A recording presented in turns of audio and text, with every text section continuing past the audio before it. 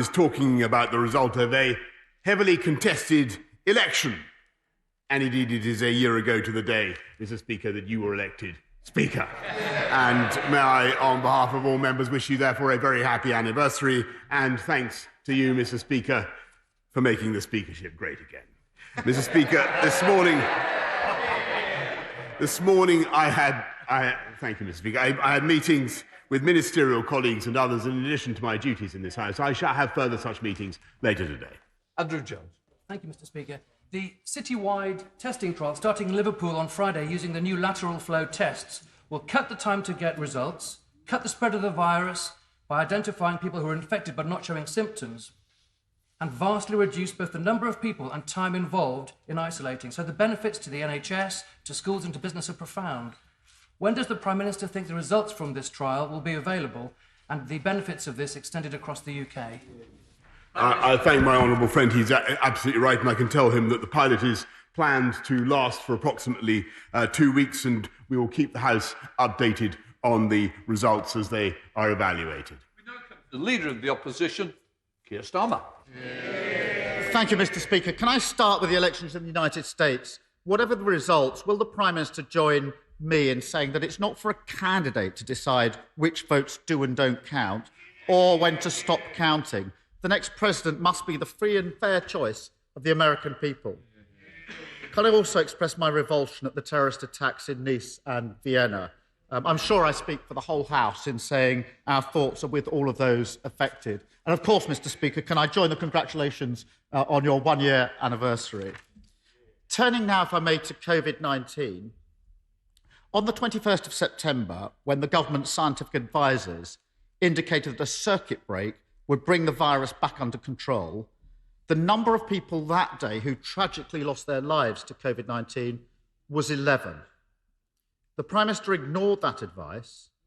On Monday, 42 days later, the number of people who tragically lost their lives to COVID-19 was 397. That's a staggering 35-fold increase. Does the Prime Minister understand the human cost of his delay in acting? Prime Minister. Well, Mr. Speaker, in answer to his opening question, of course, we don't comment as a UK government on the democratic processes of our friends and allies, and I don't think in all seriousness he would expect otherwise. But, Mr. Speaker, turning to the point about COVID and the difficult decision that this House has to face tonight, I think I speak for many honourable members across this House when I say I don't think any government would want to impose these measures lightly, or any parliament would want to impose these measures lightly on the people of this country. And it was always right, Mr. Speaker, to pursue a local and a regional approach, as our scientific advisors said. And I'll tell you why, Mr. Speaker, because that regional approach actually was showing signs of working and still is showing signs of working. It did get the R down, the transmission rate down lower than it would otherwise have been, Mr. Speaker. But we have to face the reality that, in common with many other countries in this part of the world, we are now facing a surge in that virus, which this House must now tackle with the measures we've outlined. They will expire, as honourable members know, on December the 2nd. I hope very much the members opposite will support them tonight. Mr. Speaker, I'm sure nobody wants a lockdown, but it is a question of timing. Had the decision been taken a few weeks ago to put in place a circuit break, it could have been done for 2 to 3 weeks and taken advantage of schools being closed over half term. Now the Prime Minister's proposed lockdown will be for at least 4 weeks. That means businesses will be closed for longer and in the critical run-up to Christmas. Does the Prime Minister understand the economic cost of his delay in acting? Mr. Speaker, and it's precisely because we understand the economic cost, and it's precisely because we understand the social, the psychological damage of lockdowns that it was right, Mr. Speaker, to go for the local and the regional solution that was supported and indeed supported by many members, indeed I think by the right honourable gentleman, as long as it was useful to him for a while. That was the right approach. But what I can tell him, Mr. Speaker, is that at the expiry of this period on December the 2nd. By then, as I said in answer to my honourable friend earlier on, we will be rolling out across this country new types of testing on a scale never seen before, beginning this week, as I've said, in Liverpool, enabling us to detect asymptomatic cases, Mr. Speaker. And that's crucial because 70% of the transmission is taking place, as the House knows, between people who have no symptoms. And that will enable us to find new ways on a mass scale to break the chains of transmission. I want to thank particularly the Labour leadership of Liverpool for their cooperation, a manner of cooperation that I commend to the benches opposite. Yes, Starmer. Mr. Speaker, the Prime Minister's delay in acting is a huge failure of leadership, and it's no good saying that there was support for the tier system. As he well knows, I looked at the evidence and made a decision 3 weeks ago that the right thing was for a circuit break. And I don't buy the argument, I don't think anybody does, that the facts suddenly changed this weekend. The direction of travel and the number of infections, hospital admissions, and tragically deaths have been clear for weeks. But we are where we are. Millions of people across the country are really concerned about the restrictions that will come into force at midnight tonight. And I accept that we've all got a duty to pull together and try to make this lockdown work. So I just want to ask some basic and direct questions on behalf of those millions of people. First, will the lockdown end on the 2nd of December, come what may, or will it depend on the circumstances at the time? People need to know that. Well, Mr. Speaker, I'm grateful for the support that he's now offering, and I can answer him very simply. As the House knows, and as I informed him repeatedly on Monday, these measures, these autumn measures to combat the surge, will expire automatically, Mr. Speaker, on December the 2nd, and we will then, I hope very much, be able to get this country going again, to get businesses, to get shops open again in the run-up to Christmas. But that depends on us all doing our bit now to make sure that we get the R down. I've no doubt that we can, and that we'll be able to go forward from December the 2nd with a very, very different approach. But, of course, it will be up to the House of Commons to decide thereafter what to do. Mr. Speaker, I accept there'll be a vote in the House. That doesn't tell us anything. That's the process. But I want to press the Prime Minister. Is he saying that if by the 2nd of December, the R rate, the infection rate, has not come below 1, and therefore on the 2nd of December, the infection rate is still rising on the 2nd of December, is he saying that come what may, we will come out of lockdown with infection rates going up on the 2nd of December? That doesn't seem sensible to me. Mr. Speaker, it is thanks to the efforts of the British people that the R is now currently only just above 1 as it is. And we are doing the right and the prudent thing at the right time to get that infection rate down. And these measures, as I've said repeatedly to the House, Mr. Speaker, will expire on the 2nd of December. If he's now saying he wants to protract them beyond the 2nd of December, then perhaps he should make his position clear. I just want some basic honesty, and this is serious. If the infection rate, we've got to look the public in the eye. If the infection rate is still going up on the 2nd of December, it is madness to come out of the system back to the tiered system when we know the one thing the tiered system can't cope with is an R rate above 1. That's the basic point. We can come back to it on the 2nd of December, as we always do, Mr. Speaker, but that's the point I'm making. The one thing we know a circuit breaker or lockdown does do is to buy time. And the Prime Minister needs to use that time to fix, test and trace. And I know he'll talk about the capacity of 500,000, what's going on in Liverpool, is world-beating, etc. But we've been going round and round in circles on this. Mr. Speaker, the latest figures show that 113,000 contacts were not even reached, and that's just in 1 week. Only 20% of those who should be isolating are doing so, and the majority of people still don't get results in 24 hours. So can the Prime Minister give a straight answer? What's he going to do in the next 4 weeks to fix this? Because if he doesn't, we'll be back here again.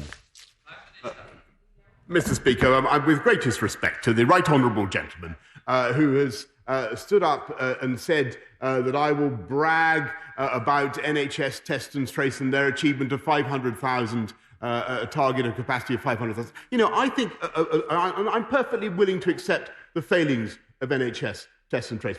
Of course I am.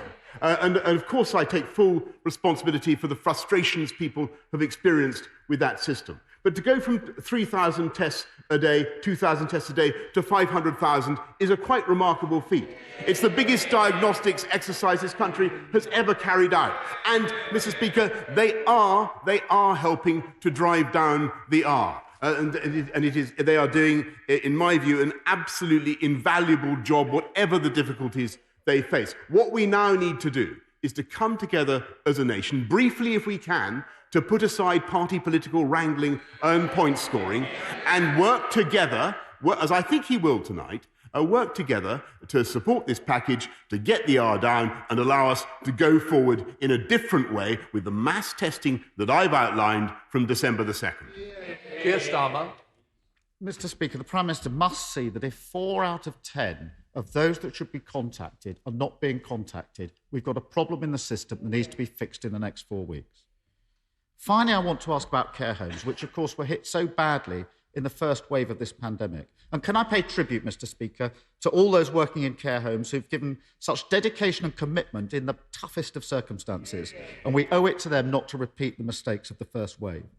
But, Prime Minister, as we face the second wave, there's an increasing concern about the emotional well-being of those in care homes and their families if all visits are stopped.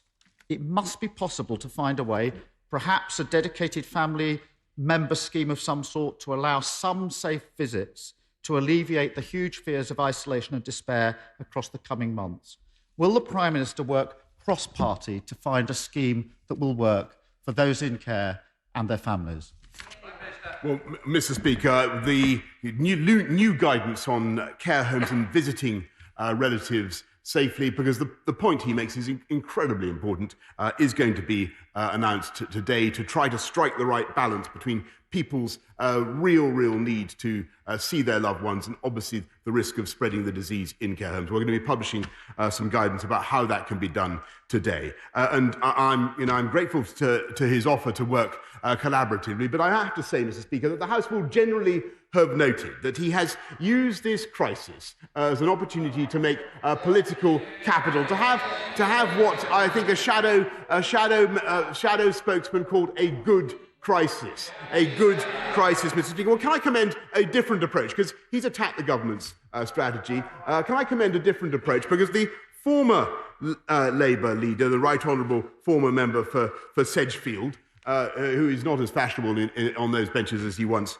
was or should be, has written a good, not with all of them, Mr. Speaker, perhaps on the front bench, but not with all of them. He's written a good piece in today's Daily Mail, Mr. Speaker, in which he broadly supports this government's strategy, praising UK drugs companies for what they're doing, supporting our search for a vaccine, and supporting mass testing in Liverpool, which he deprecates, Mr. Speaker. And I think what he should do is actually take a leaf out of the Blair book, Mr. Speaker. And by the way, I can tell him that Tony Blair would not have spent 4 years in the same shadow cabinet as Jeremy Corbyn, standing shoulder to shoulder with him. Nick Fletcher. Mr. Speaker, I understand the position the government is in today, and although this is desperately hard for people and businesses, I agree that it is the right decision. However, once we are through this period, I believe it is business that will restore the economy. Therefore, does my right honourable friend agree with me that easing congestion in the south east with the border control point in Don Valley would help trade flow through the country and level up the north following the transition period? Prime Minister. Well, my honourable friend is absolutely right, and I can tell him that the Department of Transport is already engaged on this matter, and I'm sure would be happy to meet him and representatives from the iPort that he describes. Right. Let us head up to the leader of the SNP up in Scotland with Ian Blackford. Ian Blackford. Thank you, Mr. Speaker, and I'd like to take the opportunity to send my best wishes to our friends in the US during this anxious time. Donald Trump claimed an unsupported victory and major fraud with millions of legitimate ballots left to count. And I hope the Prime Minister will join me in condemning his actions this morning.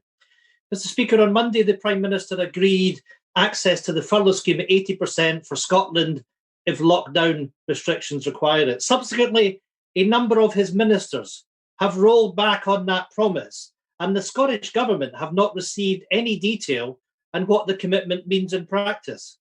Today is the Prime Minister's opportunity to clear up this mess of his own government's making.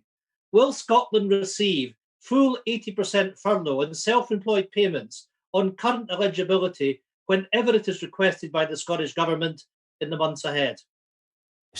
Well, Mr. Speaker, I hesitate to accuse the right honourable gentleman of failing to listen to what I said on Monday, but I think he heard exactly what I said. I gave a commitment then. I in no way budge from that commitment. Furlough is a UK-wide scheme. It's helped save, I think, about 10 million jobs in this country, including about 1 million in Scotland, Mr. Speaker. Ian Blackford.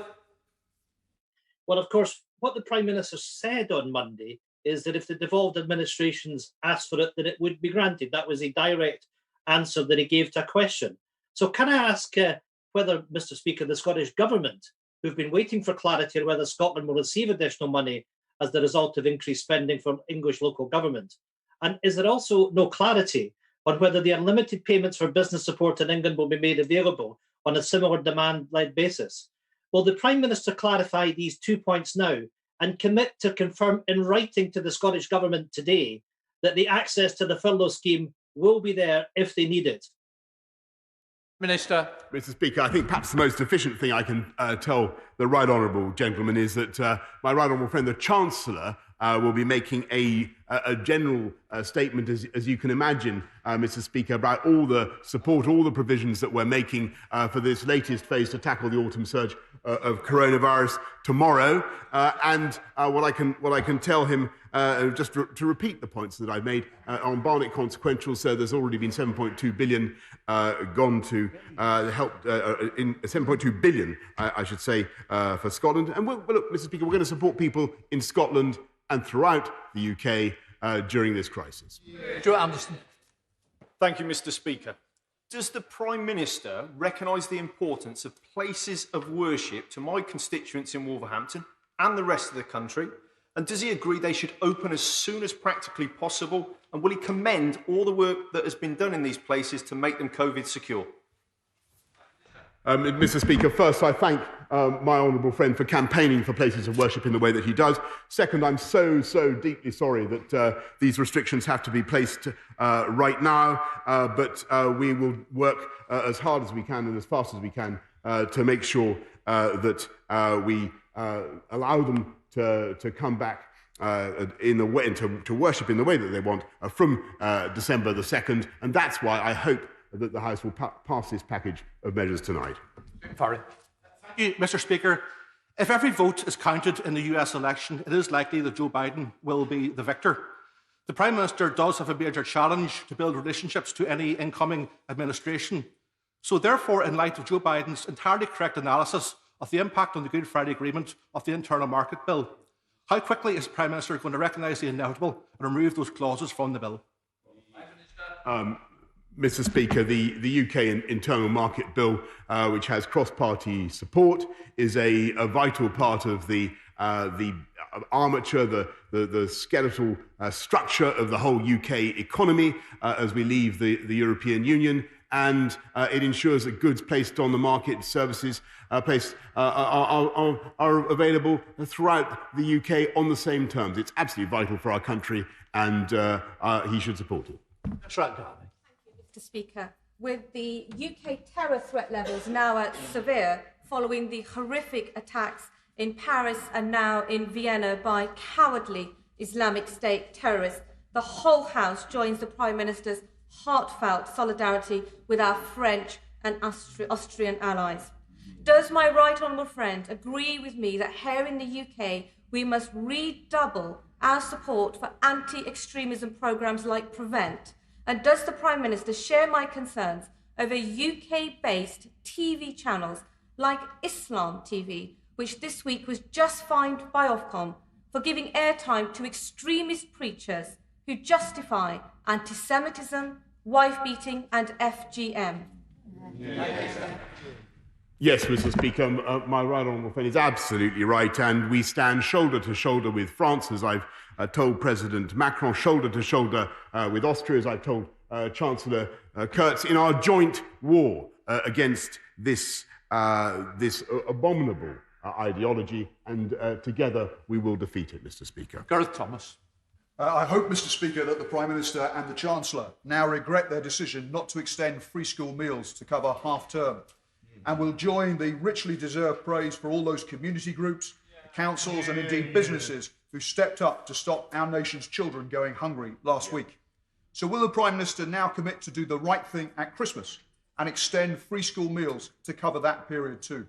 Well, Mr. Speaker, yes, I do indeed congratulate all the voluntary organisations. I'm proud that have stepped up, and I'm proud that this government has also helped to fund them to the tune of billions of pounds, not just the £9 billion increase in universal credit, but of course an extra billion, 1.1 billion going to help councils. Mr. Speaker, this government will ensure that no child goes hungry this Christmas, this winter, thanks to any inattention or inactivity by government. And never forget, Mr. Speaker, that it was the Conservative government that instituted free school meals for 5-, 6- and 7-year-olds after all the years Labour were in power.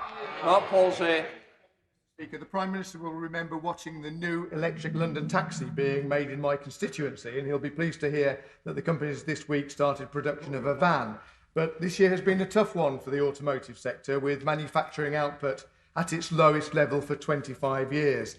It would benefit massively from the certainty of knowing that components and vehicles will be able to move free of tariffs between the UK and countries of the European Union from the new year.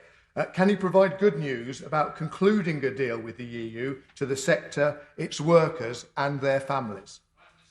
Well, Mr. Speaker, I do indeed believe that such a deal would be massively in the interests of our EU friends and partners as well as anybody else. But that is, of course, up to them. What I can tell him is that we are supporting green technology of all kinds, Mr. Speaker, particularly hybrid and battery vehicles, and we've just put another £49 million into grants for exactly the kind of vehicles that he and I have inspected and driven together, so that this country can bounce back greener, Mr. Speaker. Mr.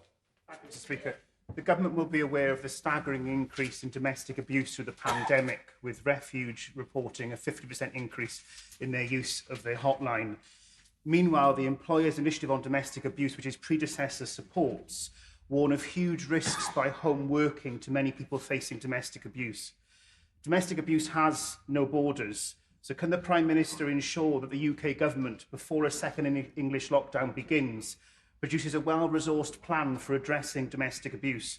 And will he join me and South Wales Police and members from across this House in himself becoming a member of the Employers' Initiative on Domestic Abuse to send a clear signal that no one should have to live with violence in their homes? Mr. Speaker, he's entirely right in the sense that although the absolute numbers haven't gone up perhaps in the way that we'd feared, what we're unquestionably seeing is repeat victimisation in domestic contexts. It is intolerable. As the House knows, we've set up helplines to tackle it. We're investing in refuges, in IDVAs and independent domestic violence advisors. It is absolutely crucial that we tackle the scourge of domestic abuse and that we also deal with the consequences, the mental health consequences for the victims. And that's why we're investing massively in mental health and mental health charities as well. Did jump in. Mr. Speaker, an independent study published recently suggests that the writing ability of Year 7 pupils is some 22 months behind expectations. And my right honourable friend will know that it is the life chances of the most disadvantaged that are hit hardest when schools close. These are the very children, quite rightly, that we have said are an absolute priority for this government. So can I ask my right honourable friend, the Prime Minister, for an assurance that first, we will do whatever it takes to make up for lost ground, and second, we will never again contemplate closing our schools? I thank my right honourable friend, and he's completely right about the paramount importance of keeping our schools open. But what I will also say to him is that out of this crisis has been born at least one, I think, potentially innovative idea that can really help exactly the types of kids, pupils that he's talking about. And that is one-on-one tutoring of the kind that we've been able to support with our catch-up premiums and our national tutoring programme. And I want to see, as we go forward, as we come out of this pandemic, I want to see us keeping up with one-on-one tutoring, because I believe it can make a huge difference to the confidence of children and to their academic attainment. Samtari. Speaker, let me put on record my congratulations on your first year in office, and thanks to so many young MPs you've given across in the past year. Mr. Speaker, SAGE recommended a circuit breaker over 6 weeks ago. 6 weeks ago. The Prime Minister has clearly not listened to scientific or medical advice for more than 6 weeks. What will the Prime Minister say to the 12,000 people's families who will die by Christmas, that's been forecast by SAGE? What will you say to them, Mr. Prime Minister? I listen to a huge range of scientific advice, and indeed there are eminent scientists and epidemiologists who say that you shouldn't do any kind of lockdowns, any kind of measures like this at all. David Nabarro, who I esteem greatly, of the World Health Organization, for instance. But you have to take a balanced decision. You have to strike a judgment about when the right moment is. You have to balance the effect. He talks about the long-term effects on people's lives. You have to strike make a balanced judgment about the effects on people's mental health, on their livelihoods, on their prospects, the prospects of young people, and the importance of saving lives and protecting our NHS. And that's the balance we're trying to strike tonight. I hope you will support it. Delphi. Thank you, Mr. Speaker. In a few short weeks, we end the transition period with the European Union. May I ask the Prime Minister to confirm that the transition team will endeavour to keep Dover clear from traffic gridlock, and that work will continue at pace on the proposed upgrade to the A2 between Whitfield and Dover's Eastern Docks? Well, Mr. Speaker, I thank my honourable friend, and I congratulate her on her campaign for the people of Dover, and I can tell her that Highways England is now, I think thanks to her lobbying, developing plans to improve Brenley Corner Junction and access into Dover along the remaining single carriageway sections of the A2 from Lyddon, Mr. Speaker. Heading up to Scotland with Carol Monaghan. Carol Monaghan. Thank you, Mr. Speaker. I asked the Prime Minister on Monday whether furlough would be available to different nations and regions of the UK as and when required. His response, which he has repeated today, was furlough is a UK-wide scheme. Yes, we understand that. However, to the Honourable Member for Murray, he responded, if other parts of the UK decide to go into measures that require the furlough scheme, then of course it is available to them. Millions of people need clarification on this from the Prime Minister. Will 80% furlough be available to specific regions beyond the 2nd of December if they need to lock down because of rising infections? Prime Minister. Mr. Speaker, I hesitate to accuse the honourable lady of not listening to what I've just said, but I want to repeat that the furlough is a UK-wide scheme. Of course, it will continue to be available to the people of Scotland, and for any further elucidation on the details of the entire package of support that this government is bringing for the people of the entire UK, I direct her to what my right honourable friend, the Chancellor, is going to say tomorrow. Mr. Skidmore.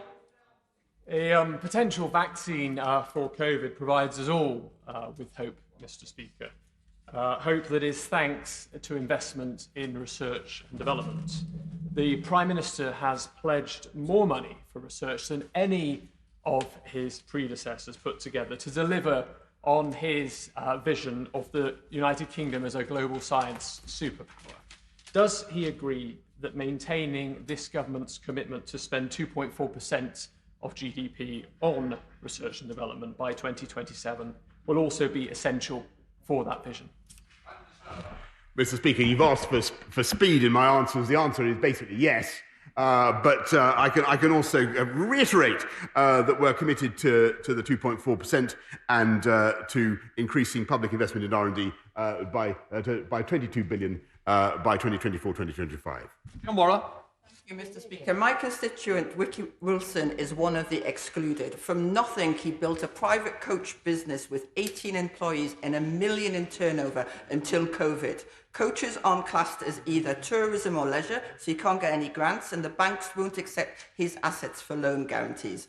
Buses may be just a photo op to the Prime Minister, but they matter in the north and also in Northern Ireland, which has just announced a special fund. Will the Prime Minister do the same? And will he write to me to explain how we can protect those threatened by personal debt guarantees? Well, Mr. Speaker, I'm very, very interested in what the Honourable Lady says, because, as she knows, this government is investing massively in I think, 5,000 low-carbon buses. I'd be interested to know what type of buses or coaches she's talking about, and very, very interested to hear the details of the company that she rightly represents. But that company should be eligible for bounce-back loans, should be eligible for all sorts of support. And since she's shaking her head, can I invite her to write to me with details of the needs of that company? Now, I'll do my best to oblige her. Robinson. Thank you, Mr. Speaker. Northern communities, including my Cheadle constituents, have already been subject to restrictions for months, having a disproportionate effect on northern livelihoods. The importance of the Prime Minister's levelling up agenda has never been starker. So today, can I ask him if he would fast-track infrastructure spending in the north, including Northern Powerhouse Rail and a new train station in Cheadle? And will the government, with Northern MPs and business leaders, formulate a Northern Economic Recovery Plan to make sure our region comes out of this pandemic stronger than ever? Well, Mr. Speaker, I can certainly confirm that we're going to go ahead with Northern Powerhouse Rail, and I can tell her in addition that Cheadle will receive at least £500,000 from the Towns Fund to support their local high street and local community. Thompson. Thank you, Mr. Speaker. Mr. Speaker, Midlothian's got a long and proud mining heritage, from the Lady Victoria to Bilson Glen and Monkton Hall, so I very much welcomed the announcement from the Scottish Government last week of a general pardon to those criminalised for events of the 1984 miners' strike. There are still unanswered questions which fall to the remit of the UK Government, including issues around political interference. Will the Prime Minister commit today to undertaking a UK-wide independent review to ensure the experiences of miners are fully understood, to bring reconciliation to miners and police officers, and to try to heal the wounds of the past? Well, I'm very grateful to the honourable gentleman. I think he's raising the 1983 miners, or the early 1980s at any rate. I would be obliged to him if he would send me further detailed particulars of the concerns he has, and I will do my best to address them. Shelbrook. Thank you, Mr. Speaker. Will my right honourable friend join me in thanking the teachers across Elmet and Rothwell for keeping schools open this term? And does he share my frustration that half of the laptops provided by him to Leeds City Council for distribution to the most vulnerable learners in the city remain in the storeroom at Leeds Civic Hall? What can be done to get the Labour Council to pull their socks up? Well, Mr. Speaker, that is indeed, I'm grateful to my honourable friend, and that is indeed disappointing, because over 2,500 laptops and tablets and 400 routers were delivered to Leeds City Council for disadvantaged 10-year-old pupils, and I think we should, I will do whatever I can to spring those laptops from the cupboard as fast as I can, Mr. Speaker. Let's head up to Manchester, see if they're in the cupboard with Jeff Smith. Jeff Smith. Thank you, Mr. Speaker. On Monday, the Prime Minister was asked why people in Greater Manchester were offered less support under Tier 3 than is available under the new restrictions. And he said that these are different measures, so required different support packages. But if your workplace is closed under Tier 3 restrictions, you lose your income just as surely as if your workplace is closed under the new national lockdown. So why should people receive less help from the government if we go back into Tier 3 after December the 2nd? But, Mr. Speaker, they're not going to, and the furlough scheme, was extended until the end of October. We're putting in measures now to support people across the whole of the UK throughout this period to the 2nd of December, and that's the right thing to do, Mr. Speaker. We're putting our arms around the people of this country to get them through the pandemic and beyond, Mr. Speaker. Good morning. Thank you, Mr. Speaker. I understand that the Prime Minister will soon receive a recommendation from the Departments of Health and Transport to enable quarantine periods to be cut for those passengers that have tested COVID negative. Can I ask the Prime Minister when a decision is likely to be made and if he will look favourably on this proposal to allow the aviation industry to get back to its rightful place in this country?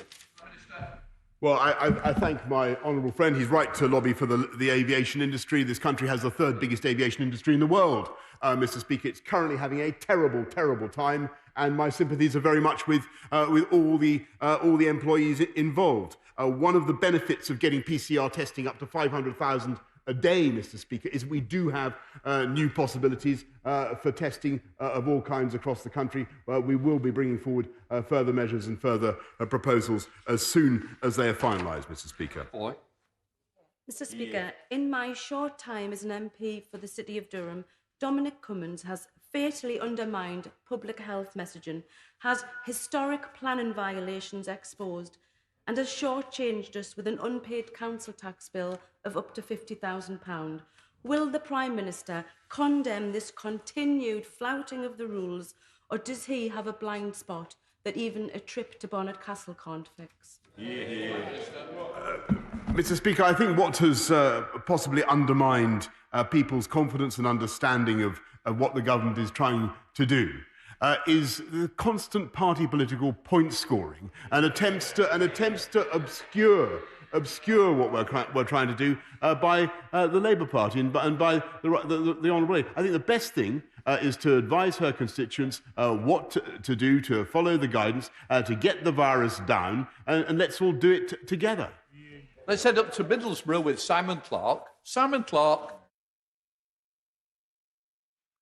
Thank you, Mr. Speaker. Levelling up will matter more than ever as we emerge from the pandemic next year. And I was delighted to see the first town deals announced last week, delivering transformative investment for places like Darlington. Will my right honourable friend prioritise rapid decision-making for those places like Middlesbrough and Loftus that have applications pending for this vital fund? Yes, indeed, Mr. Speaker, and I congratulate him for lobbying for Middlesbrough in the way that he does. I can tell him that Tees Valley is already getting £126 million from the local growth fund. The devolution deal will mean £450 million extra for transport skills and employment, and Middlesbrough itself will get at least £500,000 from the Towns Fund, Mr. Speaker, thanks at least in part to his lobbying. Speaker, and can I join the congratulations to you on your first year anniversary? Yeah. Private care homes such as St Martin's in my constituency of Liverpool Wavertree are closing due to under-occupancy, making them financially unviable. But moving people into new care settings, especially during a pandemic, is full of risk. With the winter care plan failing short, will the Prime Minister commit now to providing additional funding specifically for social care to help local authorities meet their statutory responsibilities and prevent further care home closures? She's right to draw attention to the issue, Mr. Speaker, and in addition to the £600 million care home action plan that we announced earlier this year, we will be putting further funding into care homes in the short term, but also making sure that we have long-term reform of that sector. And as I said to the right honourable gentleman earlier, we will be bringing out guidance today, specific guidance to enable people to visit loved ones in the way that they should and they must. Heading to Lincoln with Carl McCartney. Carl McCartney. Thank you, Speaker. My right honourable friend and I share similar libertarian views, and I guess that some decisions he has taken for the country's common good were contrary to his personal creed and feelings. While those of us with higher political morals than Captain Hindsight on the benches opposite have sought to do our collective best during recent times, what does my right honourable friend believe are the views regarding anti-Semitism following the recent EHRC report that the current leader of the opposition, a knight of the realm no less, holds now? Does my right honourable friend believe they are any different to those he displayed when serving the member for Islington North? Mr. Speaker, the only comment I would make on all that was that I was genuinely amazed that the leader of the Unite Union should make a remark of the kind that he did, and that the Labour Party should remain in receipt of funding from Unite or take no steps to dissociate themselves from that union after that remark. I did find it absolutely astonishing, Mr. Speaker. Final question, Ruth Jones. Thank you, Mr. Speaker, and happy anniversary. This week, the chair of the Health Select Committee stated that centralised contact tracing is always going to be less effective than a locally driven model. And given the fact that in Wales, track and trace costs £32 a head, it's run by local authorities and works, whereas the English system costs £1,700 a head, it's run centrally and doesn't, when will the Prime Minister introduce a more effective track and trace system driven by local authorities? Look, Mr. Speaker, I'm not going to pretend that every aspect of NHS test and trace has worked in the way that I wanted it to, but it has, as I said earlier on, it has achieved some very considerable things. But what I think it has also done throughout the pandemic, from the get-go, it has worked with local authorities and with local people. And what we will be doing now, as we roll out the mass testing that I've described to the House in Liverpool and elsewhere, will be led by local people, and we will be working with those local authorities to deliver those programmes. We now come... Point of order, Nusrat.